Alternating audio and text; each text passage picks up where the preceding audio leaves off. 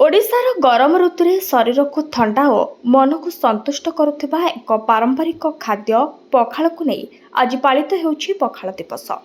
ଏହି ଦିନ ଓଡ଼ିଆ ଲୋକମାନଙ୍କ ପାଇଁ କେବଳ ଏକ ଖାଦ୍ୟ ଉତ୍ସବ ନୁହେଁ, ବରଂ ଏହା ତାଙ୍କର ସଂସ୍କୃତି, ପରମ୍ପରା ଓ ସରଳ ଜୀବନ ଦର୍ଶନର ପ୍ରତିବିମ୍ବ। ପଖାଳ ହେଉଛି ଚାଉଳରୁ ପ୍ରସ୍ତୁତ ଏକ ଫର୍ମେଣ୍ଟେଡ୍ ଖାଦ୍ୟ, ଯେଉଁଥିରେ ପାଣି ଓ ଲୁଣ ମିଶାଯାଇ ରାତିରେ ରଖାଯାଏ। ପରବର୍ତ୍ତୀ ଦିନ ଏହା ହାଲୁକା ଖଟା ସ୍ୱାଦ ଓ ଥଣ୍ଡା ଗୁଣ ଶରୀରକୁ ସତେଜ କରିଦେଇଥାଏ। ପଖାଳ ସହିତ ବିଭିନ୍ନ ଭଜା, ଶାଗ, ମାଛ ଓ ବଡ଼ି ଭଳି ପାରମ୍ପରିକ ଆହାର ଯୋଗ୍ୟ ହେଲେ ଏହା ଆହୁରି ସ୍ୱାଦିଷ୍ଟ ହୋଇଯାଏ। ପଖାଳ ଦିବସ ବିଶେଷତ୍ୱ ହେଉଛି ଏହାର ସରଳତା ଓ ସାମୂହିକ ଭାବନା। ଗ୍ରାମାଞ୍ଚଳରେ ଲୋକେ ଏକାଠି ବସି ପଖାଳ ଖାଇ ଆନନ୍ଦ ଉଠାନ୍ତି, ଯାହା ମାନବୀୟ ସମ୍ପର୍କକୁ ଆହୁରି ମଜବୁତ କରେ।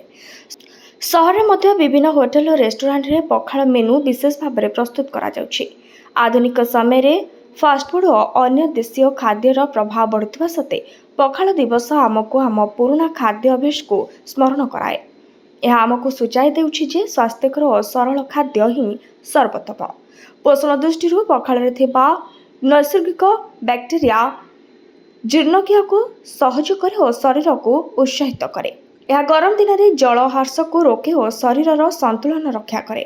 ପଖାଳ ଦିବସ ଆଜି ବିଶ୍ୱମଞ୍ଚରେ ମଧ୍ୟ ଓଡ଼ିଆ ସଂସ୍କୃତିର ପରିଚୟ ହେବାକୁ ଲାଗିଛି। ବିଦେଶରେ ବସୁଥିବା ଓଡ଼ିଆମାନେ ମଧ୍ୟ ଏହି ଦିନକୁ ଉତ୍ସାହର ସହ ପାଳନ କରି ନିଜ ମୂଳ ସହ ଯୋଡ଼ି ହୋଇ ରହୁଛନ୍ତି। ସମାଜବାଦୀମାନଙ୍କ କହିବା ଅନୁସାରେ ପଖାଳ ଦିବସ କେବଳ ଏକ ଖାଦ୍ୟ ପରମ୍ପରାକୁ ଉଦ୍ଯାପନ କରୁନି, ବରଂ ଏହା ଆମକୁ ସରଳ ଜୀବନ ଓ ପ୍ରାକୃତିକ ଖାଦ୍ୟ ପ୍ରତି ଆକୃଷ୍ଟ କରେ। Bureau report, Odisha news live.